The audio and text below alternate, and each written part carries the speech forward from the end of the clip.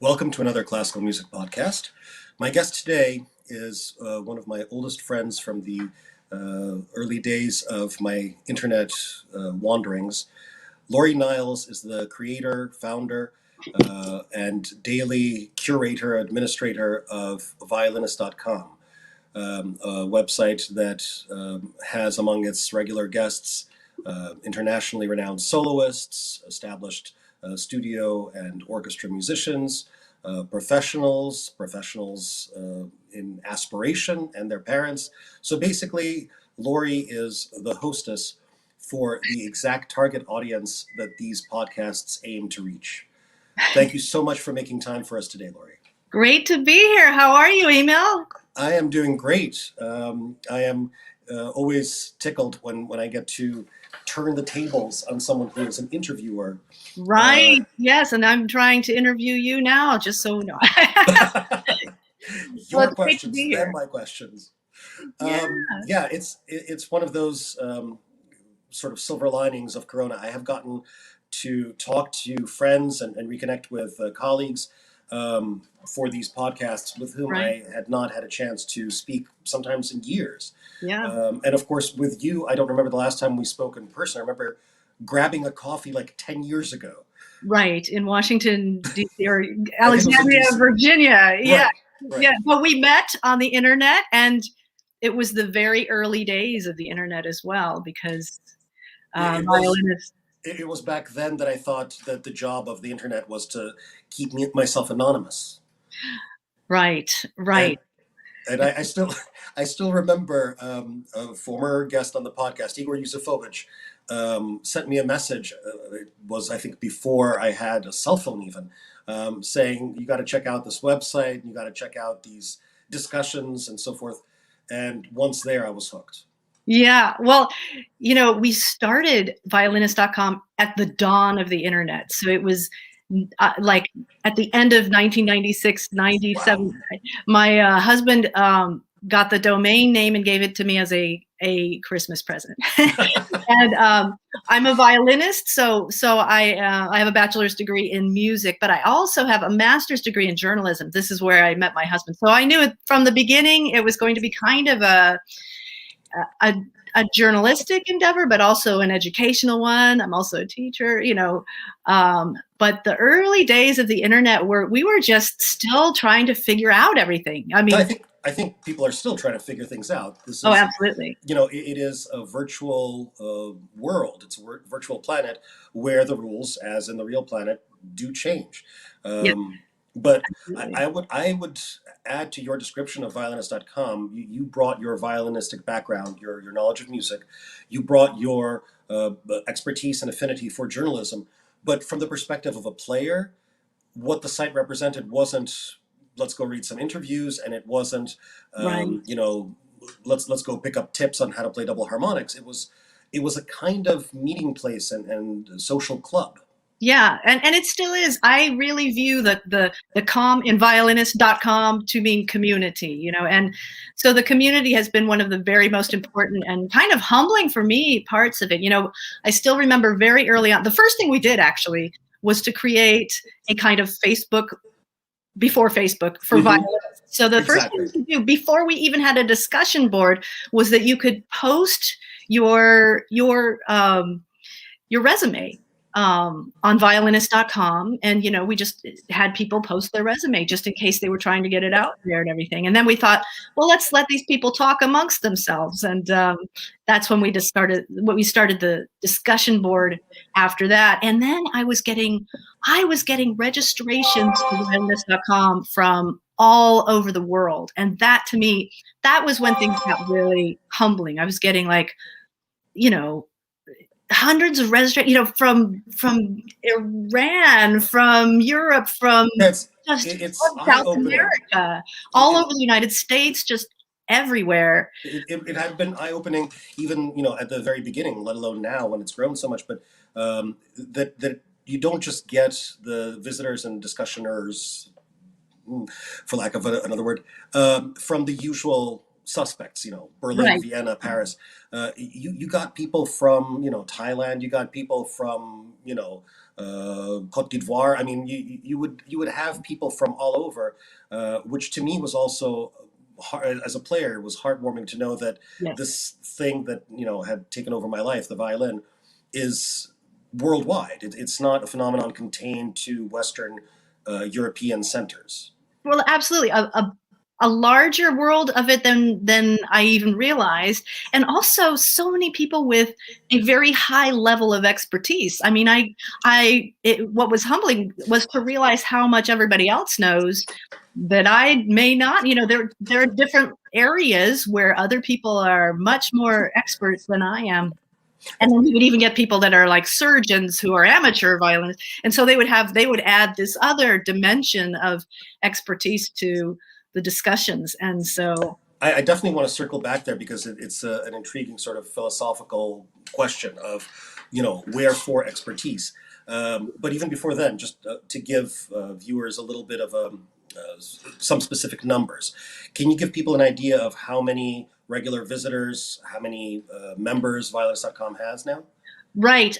These days, there's about 8,000 unique visitors a day. Can you explain what you mean by that? Unique visitors? So unique visitors, that's a very different statistic than hits. People used to talk about hits, and those can be robots. So that's something that I don't talk about. And then there's also repeat visitors. So this is just like 8,000 individual visitors a day. So they might. So 8,000 actual people, ruling out. Right. They might look at 10 pages, or they might look at one page or whatever. But that's like the number of 8,000 computers somewhere on the planet logged into VCOM at right. any given 24 hours. That are not robots. That are not robots, right? Because there's plenty of those, like any site that, we've got that too. And of those 8,000, there are many more who, those 8,000 are just people who visit. They're not just people who post. Right. Oh, yeah, absolutely. Yeah. And then I think it's about 150 to 2,000. It really depends on the month of the year. 150 to 200,000 a month or something like that. So it really depends on if, like, in the middle of the school year or like the fall, it tends to be a few more than like the middle of the summer. Yeah, which kind of all of the school year. I would guesstimate that is, or hypothesize rather, that is, parents scouring the interwebs. Right. And then beyond that, we've got like the social media. So we've got 110,000 subscribers on our Facebook page, and then we've got a Facebook group, and then we've got a Twitter feed, we've got an Instagram feed, and I don't have all the numbers right here for you, but like we're all over the place. And then we have a YouTube channel as well. And the YouTube channel features VCOM performances or discussions? It's mostly educational. So there are, it's really a hodgepodge of things. So over the summer, we had a program with Gil Shaham, called Gil Harmonic. So all of the episodes from the summer of Gil Harmonic are on the website. We have a lot of things from master classes that I have gone and written about.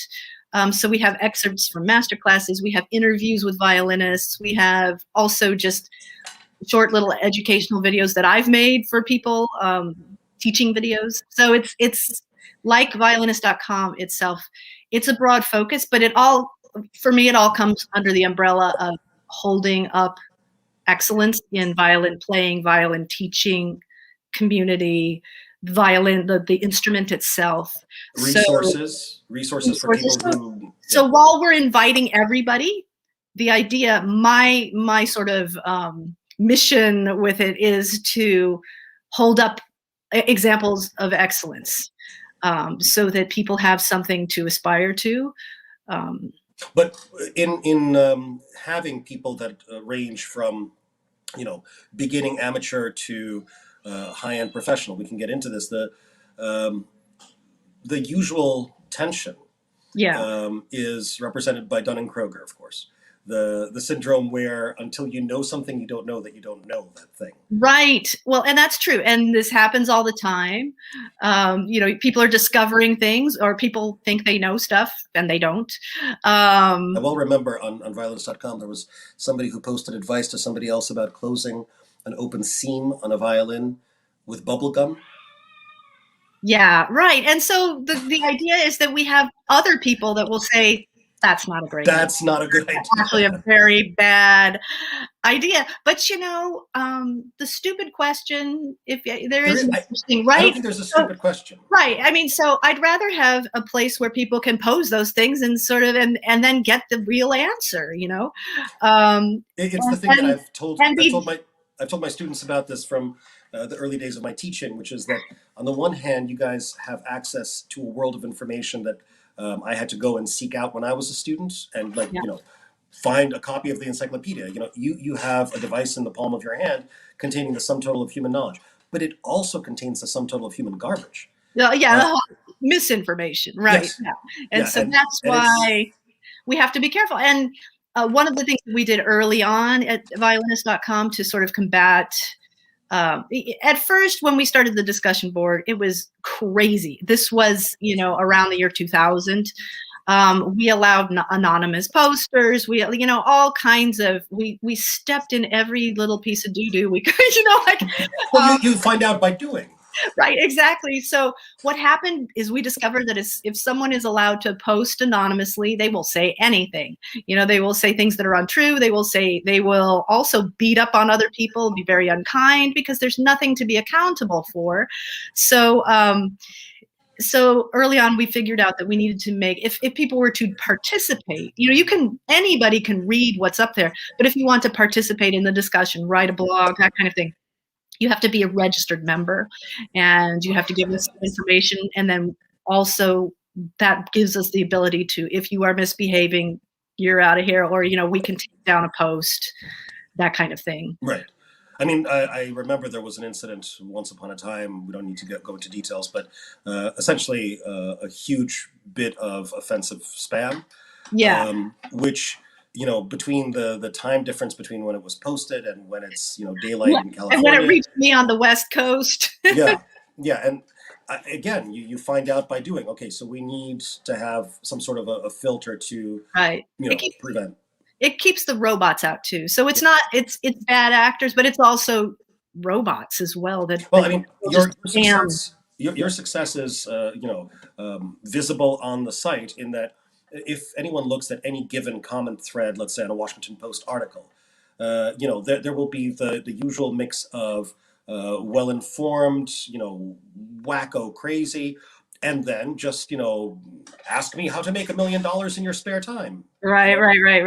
And I don't remember coming across a whole lot of ask me how to make $1 million in your spare time posts on Violinist.com. No, they don't last. And, we have a system by which the longtime members of the site can flag a post if it's inappropriate, and I will be informed of that. But also, if there's enough flags, the post goes down automatically, even without me looking at it. Right. So you don't need to worry about something happening between 3 o'clock in the morning and 6 o'clock in the morning your time. Usually not. There's still a few. Not very rarely, honestly. These days, very rarely. Knock on wood. You never know what kind of new systems. Well, yeah. As soon as somebody builds a better mousetrap, nature designs a better mouse too. So yeah, there's that. But other than security, what do you think that you've sort of come to realize that you didn't know when you started out? There's the universality of violin. There's the practicality of running a worldwide website. Well, and there's just, I guess I'm just heartened by how much people still want to play this very traditional instrument. And, the many ways that they, are just curious every day. The same questions kind of come up over and over as far as people learning how to play, but they're all discovering. And another thing, I guess, from doing it for 20 years, something I really learned, which I had an inkling for anyway, is that young people grow up. And, it's always been a place where we respected young people and their ideas and their thoughts and their aspirations. And many of the young people that were on the site in the early days they now have serious careers, and they've gone on to do some great things. And so, this is something to be thinking about if you are talking to someone who's young and aspiring to do something. Not to be too discouraging. This person might be the next concertmaster of the Berlin Philharmonic, or the next youngest member of the LA Phil or something like that. So, but also access to these to all the stories of musicians, journeys, does open one's eyes, even as a professional. That there are things that I would have thought were self-evident. If you start playing after age 15, you will not have a profession in music. I would have, said that I agree with that statement 100%. Stake my reputation on it. Partially through violinist.com, partially through the stories that a friend of a friend tells me about so and so. You see that there are examples to the contrary, and that even if there are a predominance of evidence points one way, you may be the exception to that rule. Not to say well, right. Somebody who is so on fire to do this that they're seeking out the information on the website and they're practicing on, and maybe they're not even going to play in a orchestra or something, but they're going to be doing something entirely different with the instrument and be more famous than any of us. You never know who is. Well, I don't think you can. You don't want to tamp down people's aspirations so much. There's being real, but there's also sort of cultivating what they want to do. Right, and broadening the menu of what there is to do. Right, absolutely. And I guess that's something that I've really, really tried to do. I mean, the violin is not just an elite instrument, and the path forward for a violinist is not just to be a soloist or to be in an orchestra. Look at who's the most famous violinist right now. It's Lindsey Sterling. She fills stadiums full of people who have come to love the violin through her, and I respect it. I respect that a lot. It's, maybe not the kind of music, it might not be what I want to play, but I respect her and what she's done. And then, you look at people who are just doing all kinds of different things. There's genre-wise, I think there's been a forced evolution over the past year, especially. I think violinist.com shows a longer progression. Over 20 years, how people have learned to use this virtual meeting place, not just violinist.com, but the internet itself. Right. How people have learned to adapt to a 21st century reality where, classical music's status has never been, central to Western life. But now, in the last year, people are also accommodating their skill set to a virtual reality. Yes. I find colleagues who are reinventing what it means to play in a chamber group, who are reinventing what it means to run a youth orchestra, people whose passions lay not only in performing, but also in the instruments themselves. Yeah. The instrument trade, for example. Well, right. And I mean, something we did right early on in the pandemic, right away, was to come up with an online guide for online learning. Mm-hmm. And to put out a whole lot of stories. And I had great help from sort of a team of people, Claire Allen, Diana Selesky, Susanna Klein, Carrie Salisbury, who wrote articles on various ways to use the internet, for teaching, technical articles, how to have a group class online, how to set up your microphone. We just put out a bunch of articles right at the beginning of the pandemic. And I'm hoping that helped a lot of people. I think it did. I think that sounds like an enormously useful resource. We should definitely repost or bump it somehow. Yeah, you can find it if you go to violinist.com on the side of the page there's you could click on the online guide. Learning. Guide to online learning, and it has all those articles. So the soul of the site for me had always been the discussion boards, which yes. I told you, to me it always seemed like a sort of 21st century salon. The 18th century had an actual room with people sitting around and talking. Yes. Plato wandered around a marketplace and chatted. Mm-hmm. And in the 21st century, we sit, in our dark basements and tap away at a keyboard. Yeah. But we're still all in the same place mentally. Well, and it's been incredibly, very creative and gone in so many different directions. And A lot of people like that it's not Facebook. We're not trying to get you to buy something or I definitely want you to talk about that. There's no algorithm. You go there and it's a pretty quiet. I want you to tell us a little more about that, because there's if you're running a successful anything on the net, you're either selling a product or you're selling your customers, and you manage not to do either. Right. And what allows me to do that, I have to a big shout out to the sponsors of violinist.com. We have some people that are making it possible. That's Shar Music, Yamaha, and a whole list of sponsors. Potter Violins. Potter Violins. So this has really, really helped me to have like the freedom, editorial freedom to really pursue sort of an educational mission, and a mission that's not like, about just getting people to buy something. It's about upholding excellence and helping people on their journey. I think I want to get to questions. By the way, for our viewers, I should point out that we've gone to a format where you can ask your questions at any point during this conversation. Please don't wait until some end point, and we'll get to the question that I see on the screen. You see it as well, right? I do, yes. Great. But before then, just to touch once more on this whole monetizing aspect.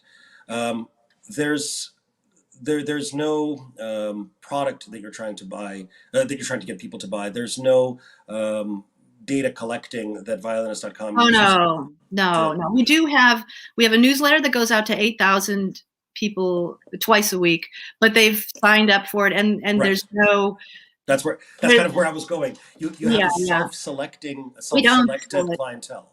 And people have asked us, but we don't do it. I mean, it's not something we're going to do. I do have a nefarious plan. That's to get people addicted to the violin.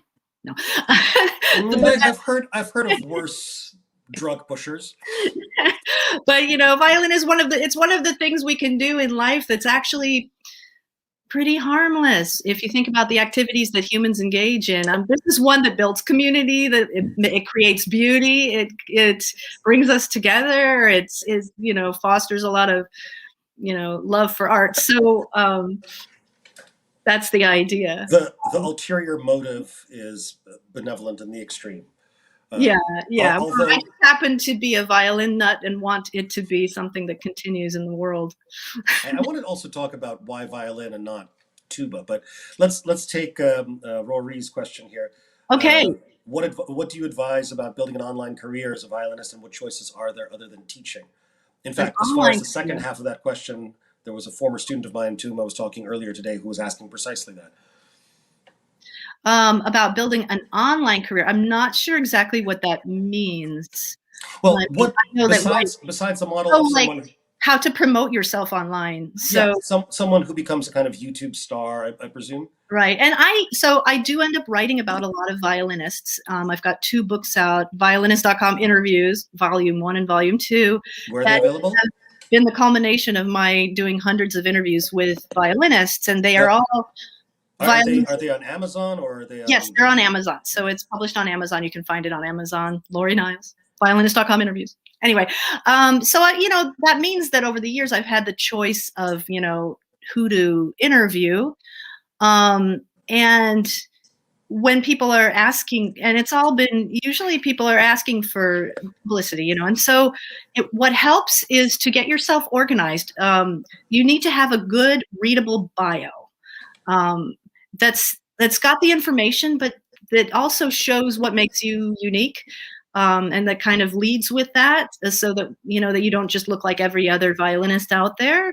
You need to have some good pictures of yourself, some good current pictures that can be cropped in a variety of ways. I can't tell you the number of times where I always have to use like a rectangular picture, and then I'll have to take a profile picture and try to make it work. So a variety of really good pictures of yourself that can be cropped in a variety of ways. And then you have to be a good communicator, I think, getting the word out there. You need to get yourself on the social media platforms,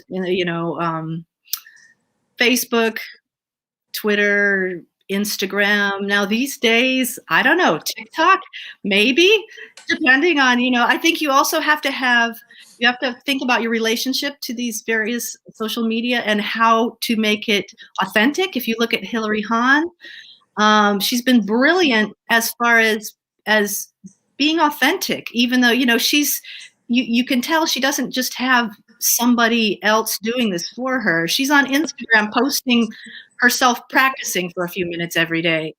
It doesn't get more authentic than that. And she, so you have to find a way to do it that's authentic, I think. I think the idea of being a good communicator, we should explore that a little bit, because it's not just somebody who can speak eloquently. It's somebody who can speak accessibly. Mm-hmm. Somebody whose information is not, completely fact-free, right? Yeah. Yeah. If you're going to presume to go, this is my advice, not violinist.com's advice, but I'm sure, Laurie, you would agree. If you're going to presume to go on the internet and offer people advice and you don't know what you're talking about, one of the downsides for that is that you will be found out to be a fraud pretty fast. There will still be people who will listen to frauds. Right, that's true. But the community itself will know you for what you are. That's true. So it helps to stick to what you know and to be genuine about that. It also helps to be able to streamline your message. So, I've received a lot of press releases that are 5 pages long, and I get to the end and I still don't know what they're talking about. Right. And when you get hundreds of emails every day. Do you remember those like commercials, the pretentious like perfume commercials back when people actually watched cable TV? Where infomercials? Yeah, no, not infomercials. I mean perfume commercials.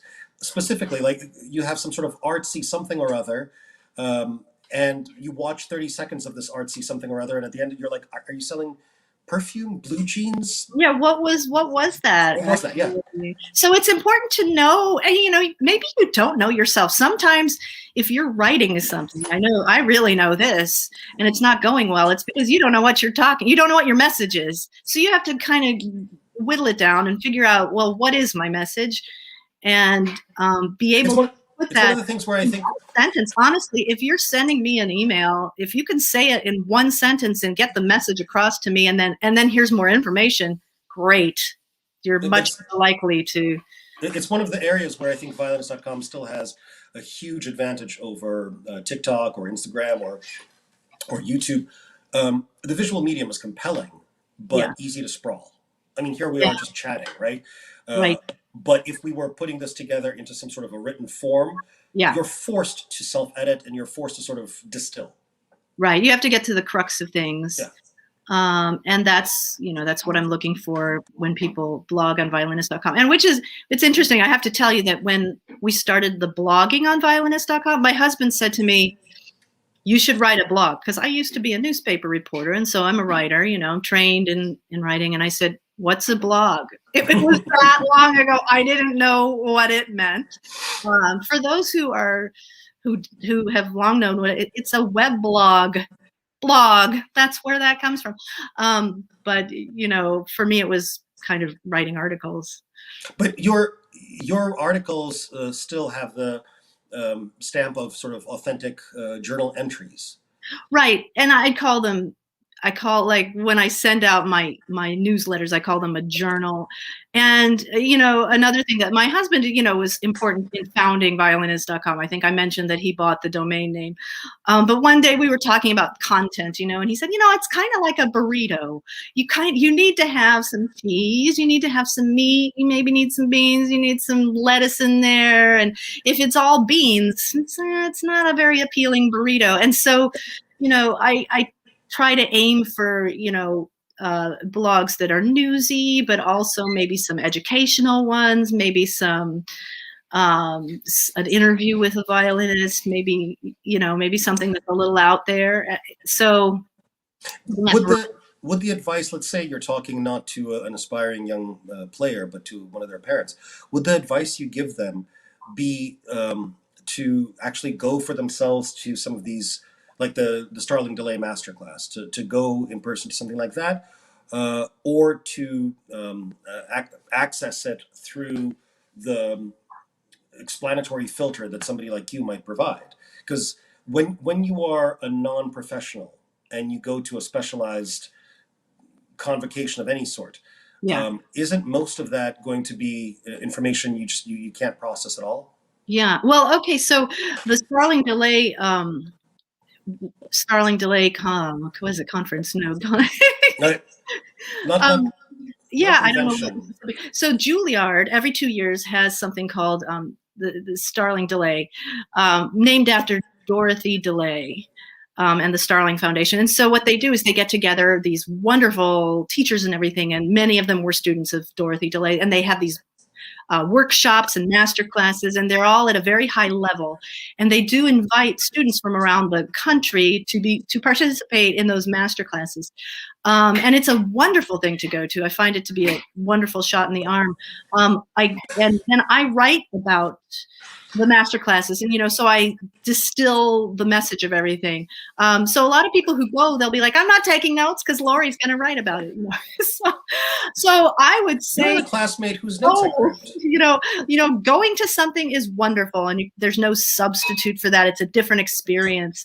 But then we do try to get to the crux of like the educational message, or what's happening in a master class, and give that to people so that they can either remember it if they were there, or if they couldn't be there, they can tap into that. But also, if they don't have the background, Yes, they I may try to not. provide context. So Yeah, context is a big part of what I'm doing, a huge part of what I'm doing. Maybe it's the only thing I'm doing, I think I providing think context. it may be the primary thing. Bringing people together. Why is that valuable? Because that is the creation of context. Because Yes. Yeah. the professionals' opinions will prove their validity, through practical application. Because the people who come in thinking that they know something find out that they don't know that something only when they, I guess, have tried all the dead ends. Yeah. I mean, I find that out about things too. Honestly, I talk to people and I'm like, oh, I didn't, it's education does not end when you're about 24. It's a lifelong business, right? Who was it that said that college doesn't educate you, prepares you to educate yourself? Right. Or college is lost on the young. Yes. Don't really agree with that. I have great respect for the young, but I probably would get a lot from going at this age. I do have a lot of respect for the young. Where I think I am a little bit more Russian than you, Uh, is that I know perfectly well that sometimes, even though they know better, and I certainly remember this from my own experience, and I know this from my own students' experience, sometimes the young will knowingly make the mistake just to know what the mistake feels like, I guess. I yeah. remember, literally, I remember consciously in 10th grade, consciously setting out to fail a class so I would know what it felt like to have that sense of desperation. If I don't ace this test, seriously, if I don't ace this test, I'm going to fail this class. And what does that feel like? I Yeah. didn't know it before 10th grade. Wow. I had a student of mine once tell me, when I was advising him to do something or not do something, some competition or not, he said, I know you're right, but I have to find this out for myself. And Well, after, it is something, people learn by experience. yeah, And you have to learn that the world's not going to end if you fail a class, actually. right. Maybe you do have to learn that, and it doesn't end. There's so many things that you do at the end of that. You might find another path that actually works really well. Or at Uh, any rate, you will be able to see the things that you subsequently recognize as red flags. Okay, if I go down this path, right. this kind of practicing is going to lead to tendonitis. Yeah. A simple and straightforward thing. Until you know what inefficient practicing feels like and what efficient practicing feels like, um, you know, people talk about this on violinist.com frequently. Yeah. But I think that there is no replacing personal experience of, oh my gosh, when I practiced it like this, in a few minutes I saw a result. But the other way, I was getting frustrated. I spent hours in the practice room. I saw no results. Right. Efficient practice is Yeah. something we could talk about all day and night and into next week, right? It's And the funny thing is that people do recognize that there is this phenomenon of efficient practice. They just don't know what it is. yeah. or want to do it for some reason. Yeah. I mean, I find that in students, stop.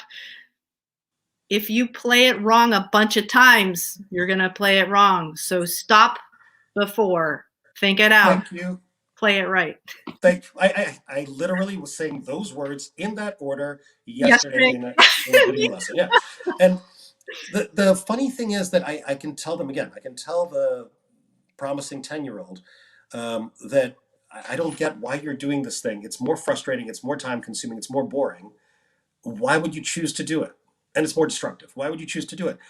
This other way requires you to do some hard thinking, but only for about 15 to 20 seconds. But those 15 to 20 seconds are, really heavy lifting when you've never done it before. Well, they interrupt the flow of you just running through repeating the field, right? Like sometimes you just play it, And how many students have you had, for instance, whose parents come in and say, well, they practiced, he practiced, she practiced every day for 45 minutes a day, and you're like, no, they made noises for 45 minutes a day. Well, no, they've practiced because the mistakes are absolutely ingrained. Yes. You have ironed that wrinkle straight into the clothing, and at this point there's no practice makes permanent. Practice does not make perfect. One of my son's piano teachers used to say, only perfect practice makes perfect, which of course now we can go into the whole thing about perfectionism and how that drives us all crazy as well, but it's true, accurate, thoughtful practice. I was complaining yesterday to a colleague about things that I was displeased about in my own performance recently, and they're minor, admittedly, but they really bug me, especially in a short piece. And I won't mention the colleague, and I won't mention the performance, but the colleague is somebody who is an extraordinary player, and he said, as a friend of mine once told me, it is our duty to cringe when listening to our own playing. And then he comforted me by saying that I was being too hard on myself, and I'm like, well, I'm glad that this is not unique to me. This is not unique to a beginner, certainly.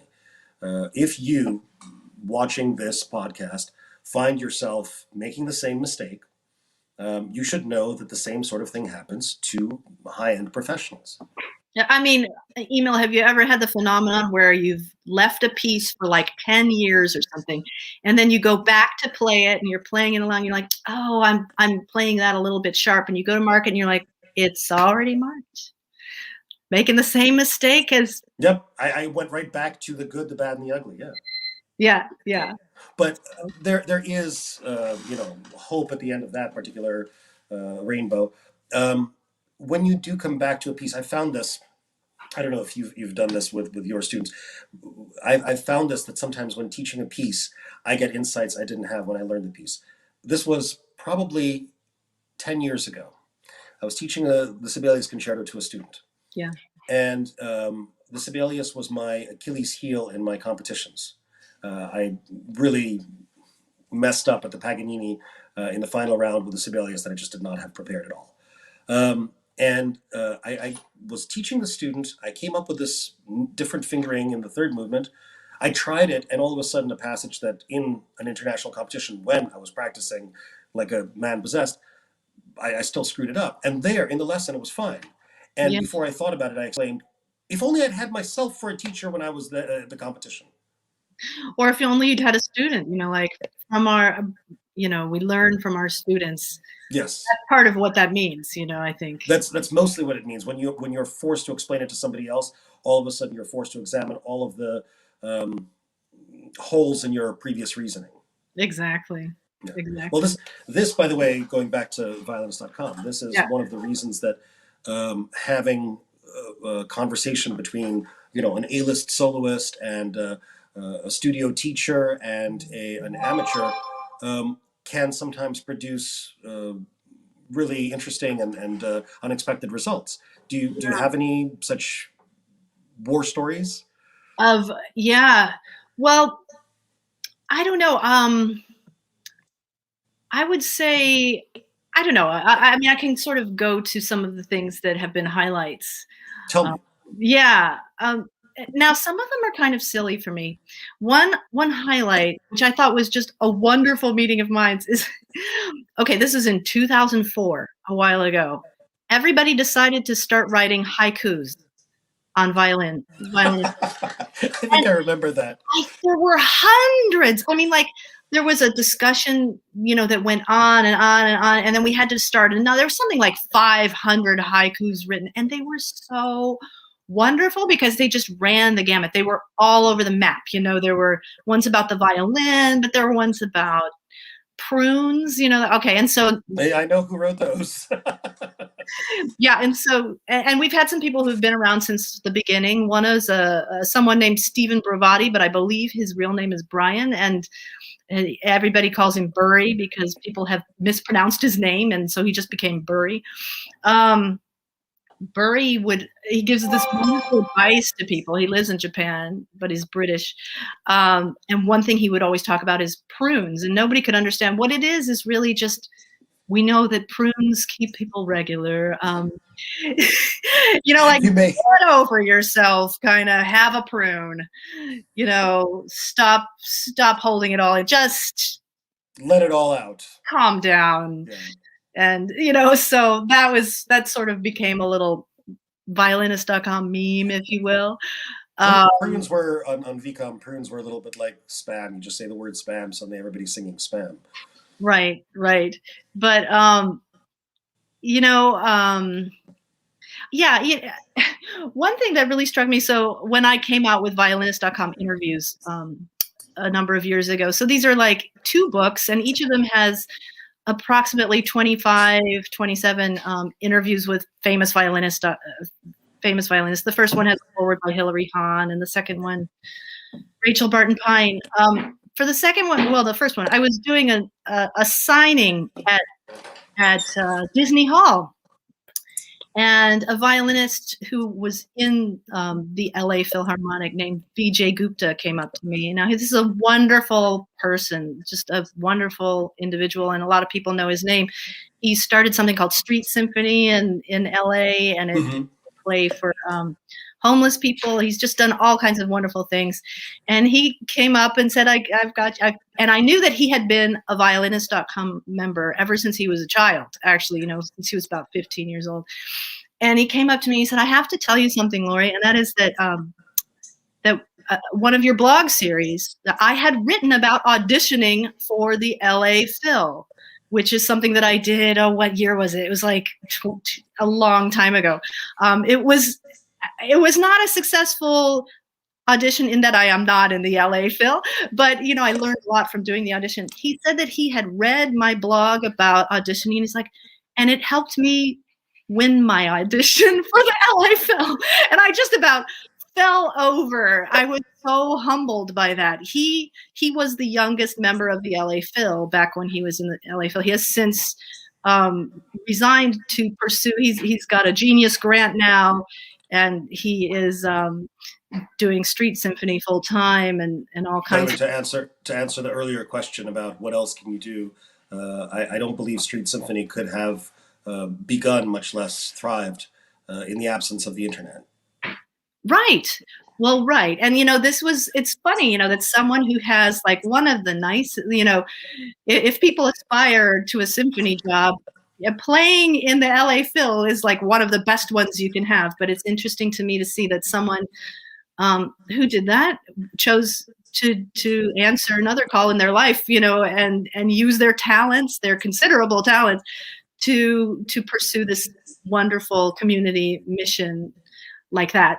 So I see a story like that, and I'm just like, wow, But one of the things that you've probably seen is, again, because of the gathering place that VCOM is, you've probably seen lots of stories of people, making this decision even before Corona of, if I go to work for the New York Phil, the LA Phil, the Chicago Symphony, it's a dream job, but what happens if the orchestra hits hard times, or what happens, if all of my income at a stroke is eliminated, right, by putting my financial future in the hands of another entity by being employed by somebody else, I'm at risk of losing the entirety of my... And I do think if we're to thrive, we need to be creating our own work. And part of that is just the organic process that is the process of art. Art is something that grows from community, it grows from society, it grows from where we are in our development as, I was human going to ask where we beings, are right? geographically. No, no, no.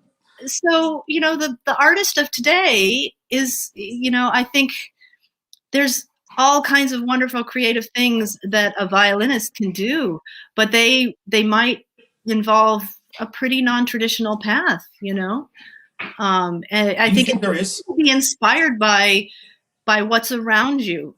Do you think that there still is a traditional path? In fact, after 25 years on the internet, curating the internet's violinists gathering place, how standard is the supposedly standard path now? Well, I mean, I think it's really hard to say right now in at hopefully the end of a pandemic, right? I mean, the last year and a half or last year, I guess, has been exceptional as far as robbing musicians of their work. Mm-hmm. Um, I I mean, think it's going to be when fascinating is something like what, the standard and desired path of, let's say, getting a job at the Metropolitan Opera Orchestra, where it is one of the, let's say, one of the five best in the world, right. where in terms of pay, it is definitely one of the five best in the world, and all of a sudden, how many stories have you seen in the last month about the plight of Metropolitan Opera musicians? Well, I think it's always been a path for just a few people, something like that. That is kind of an elite path. Mm-hmm. There were more, I think we had more regional orchestras that people could be in, and that still remains, but it's pretty hard to expect that to be your entire living, I think. Yeah. More than that for service jobs. There aren't too many. Well, I mean, there are full-time symphony jobs that have existed, and we're just going to have to see what happens after the pandemic with those jobs, I think. And I also think that there's a possibility of new organizations springing up and new ways of doing this springing up. And I really, That's really actually hope that happens. Now, I think a lot of things have been turned upside down, and I think it's a great opportunity for us to build, to just build anew. I Um, I think there's once upon a time a woman violinist was a wild exception, right? yeah, In the turn of the 20th century, you can think of somebody like Maud Powell, you can think of right, somebody like Erica Morini, but you can count them on one hand and still have fingers left over, right? At right. the same time as you have endless superstar legends, who are all male, and up to a certain point, being a female violinist was the exception and not the rule. And I won't say that being the male violinist is the exception, not the rule now, but certainly that paradigm has changed to where no one in their right mind would say that you are, at a built-in disadvantage. Would you say that? Or maybe I'm wrong. Maybe given the experience of some European orchestras and their history of, if not misogyny, then definitely, patriarchy. Would you say that, as an example, has held up since the dawn of the 20th century? I mean, I think that it really depends on where you are and what organization you're working with. I think a lot of organizations have come very, very far. I mean, certainly having screens for auditions have really helped. And it's not just women. It's there's the race idea too. So organizations like Sphinx have really, really helped. Bring up a new generation of musicians of color as well who are ready to take these positions of leadership. But you And still will see a great deal more women in but what I American orchestras. see is, among the younger generation, when I go to competitions, there are very, very often more female contestants than male Yeah. contestants in violin competitions in the last maybe 5 years at least. Oh, certainly in my experience also. That's In, been in most of the contests that I did, and I did quite a few, my experience has been that there was not a 2-to-1, but like a 3-to-2 ratio of female to male. um, Um, for you in yeah, your generation. Yeah. yeah. And Okay. my competition days are really, 90, 98, 99 through Right. 2004, 2005. Right. Um, the representation of Asian American, Asian players, Right.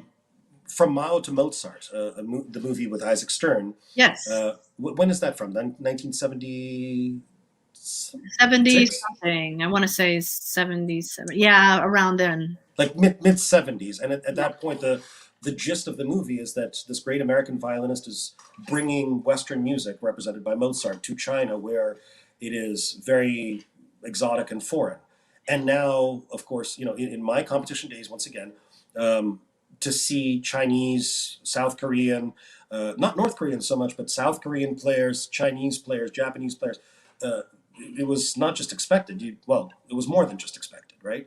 Yeah, and Uh, Western classical music is thriving in Asian yeah, countries and among Asian youth, um, I in would a say way that that maybe Sphinx. more than it is in the United States and Europe. I mean, I'm not sure if that statement is true, but I think it's possibly true.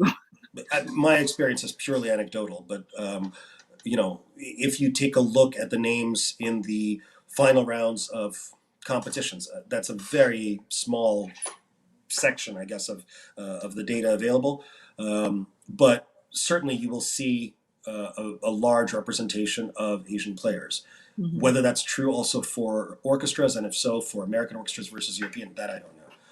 But I Mhm. think you're absolutely right that something like the Sphinx organization is doing something essential, by supporting players who I did not see a lot of African American players in the competitions that I did. In fact, I'm hard pressed to think of one. Mhm. Mhm. Um, And that's changing for the good. yeah, And it's just good to see just diversity in the leadership, um, of classical music, and it's something, at violinist.com. I've been conscious of this from the beginning. It's something we've tried to always attend to diversity, male to female, race, but also age, do ability. you keep track of those kind of demographics? Um, I'm not sure, like as far as readers or something like Yeah, that.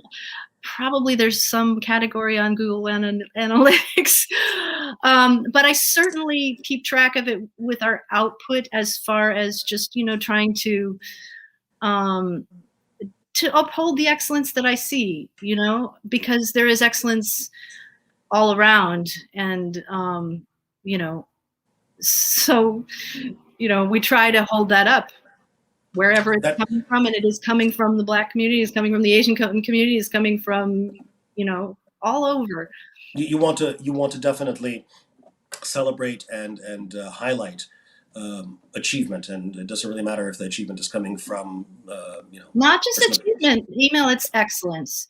You know what? There can be an excellent program for amateur musicians, and I would like to hold that up so that amateur musicians can go see it. There can be an excellent program for Suzuki Book One students. No, no, but I There can think be I an think we're using excellent violinist, I or think we're using different words for the same thing, though. Because when yeah, I'm saying achievement, I do mean it is an achievement yeah, for a Suzuki Book One player to yeah. play, beautifully in tune, for example, Well, right, for a exactly. teacher to have a studio of young beginners, all of whom have a great setup and so on. Yeah. I don't mean achievement in the I sense mean, of yeah, I think, when Gil Shaham and I over the summer, we were doing a program called Gil Harmonic, and our idea of it was to work with all kinds of different students, and also we had a guest every week. And I think that I'm proud of that program. Um, is it still it's still archived? available online, so you can watch it online, and it was lovely to work with Gil Shaham. I've been like a fan forever of his playing. But he also just really authentically loves music, and he is so supportive of colleagues and their work. And I think we were able to hold up those, like lots of different genres, lots of different students of lots of different levels, and that's kind of what I want to do at violinist.com. Would you be looking at having more video content on the site itself? I enjoy doing video. But I also I'm a writer. I think at heart, I'm a writer. So we'll have both. I don't know. I think it's just going to have to follow what works for every particular situation. I mean, I don't want to push for video just to push for video. If there's a reason to do video, then No, but great. sometimes really it does speak a lot louder. I'm Yeah, smiling yeah. now because I'm thinking, as you're talking about being a writer, I'm thinking about Aaron Copland's famous quote: "If a learned man puts together two words about music, one of them will be wrong." Yeah. Um, Right. Well, good thing I'm a woman. exactly. we're right into Lord of the Rings, right? Ha ha ha, Aaron No, Copeland. no man born of woman can kill me. I'm no man. Yeah. So as far as the idea of excellence in every sphere or at every level of music, um, I would encourage people watching this to think of it in terms of um, tiers. Mhm. There is a sort of progression from where you think you know everything and you don't actually know anything, and then you grow to the point where you can look down and say, oh, back then I didn't know anything, but now I Right. know this. Right. And then you can maybe look up at the next tier ahead of you, and every one of those steps up is cause for celebration, Yeah. and the next step up is cause for striving. I Mhm. think having a place where you can meet other people on that same climb Yeah. is indispensable. So And to hopefully that, you're meeting people with enough perspective that they will respect where you are and encourage. maybe look up to you, maybe reach a hand down to you to help you up. Right, right. Or but also just show respect for where you've come from, and Mm-hmm. I Well, it's just really important. to that, where would you say that the rightful place of conservatory preparatory school, such as the Kirov Academy, where do you think the rightful place of a school is in that journey? Do you think that a school is indispensable, for example? Oh, it just really depends on what your journey is. Um, you know, Lindsey Sterling went to film school. So I mean, uh, but I think that if you aspire to be an elite level violin player, then yes, you need to go to conservatory and um, really learn how to play. If you really aspire to learn to play the instrument at the highest level possible, and it's wonderful if you can play. If you look at someone like Bruce Bukhoff. This is someone who was the concertmaster for every movie score that you've ever heard, probably, like the Star Wars movies and everything. That man is a virtuoso player. I mean, he has I can conservatory I can heartily recommend his training. I can So, heartily recommend his Happy Birthday Variations, by the way. right, so he does these fun things like Happy Birthday Variations, but this is a virtuoso Oh, piece. and he says in the style of Paganini. No, he's actually referencing Nel Corpu, and he's referencing the Caprice Number 8, and he does a little bit of Wieniawski Scherzo Tarantella. Yeah, Absolutely brilliant stuff. But he's also the kind of person that you put a piece of music in front of him, no matter how hard it is, and he just plays every note. I don't know if you've ever seen Hedwig's theme, the mm-hmm. violin music for Hedwig's theme. Yeah. The first page is insane. It's like the worst nightmare of an etude you've ever seen. This is the kind of person that just looks at it once and plays it full speed. Which is, by the way, an indispensable. We talked about this with Andrew Havron, with Igor Yusufovich to some degree, in the movie scene in London. Mm-hmm. The orchestras that movie studios get for their soundtracks. You may not have the luxury of rehearsals, so you definitely don't. You just don't. You sit down and you sight read, or you're not invited. Right, and you're but so if you want to have that super ability as a player where you have absolutely mastered the instrument, then yes, you need to go to music school, you need to go to a music conservatory, you need to study the instrument. But also, because of what I personally saw on violinist.com, where sometimes people would not realize how limited their context was. Right. I am 20 years old and I am playing the Accolade Concerto. Can I make it into the New York Philharmonic? That's not reasonable. Yeah. And it's important to understand that that's not a reasonable thing. Right. And the specifics of a question, like we said at the beginning, I don't think there's a stupid question. But until you ask your question, you won't know whether your context is wide enough. Right. It's important to have the context. And so, hopefully that's what people get. But that's kind of what I'm hearing from you. 20 years old who wanted to get in the New York Philharmonic. I'm glad they love the Philharmonic that much. There's probably a role for them somewhere in classical music, and I hope that they, wind up in a wonderful amateur orchestra and on the board of the, Exactly. there is a role for everyone, and I think that it's important to keep that love that they have for the violin, for music, and for playing, to nurture that while also tempering their expectations. Right. For someone to know that they are not being, um, you know, labeled a failure or Right. excluded or whatever, if they happen to have thought that their particular small sphere of knowledge is the entirety of what there is to know, when they emerge into a larger sphere, Yeah. it should feel like an achievement. It should feel like an Right. accomplishment. Like, okay, Not I like, understand now. I yeah. see. Right. And this is what I'm hearing from you in terms of the role of violence.com, parallel to the role of a school. The sense of community is what gives us this sense of context, this Yes. ability to accurately place ourselves within the bigger world of a much bigger world of other music lovers. Right. And hopefully come up with creative roles and interesting ways to continue nurturing this art that we all love so much. And an art, we should also point out, that has survived for what, 350 years? Pretty long Um, time. huh? Pretty long time. Pretty long time. I would suggest that art form has things to offer. If it survived this long, it has things to offer for hundreds of years more. Right. So for the people who watch and think, well, I love music, but surely it's a dying art form. How many decades was that sentiment, prevalent? Oh, classical music is dying. You can go back and see articles from the 1920s saying the same thing. Right. Right. So we're here. We're here to stay. We're here to stay, and we're here to.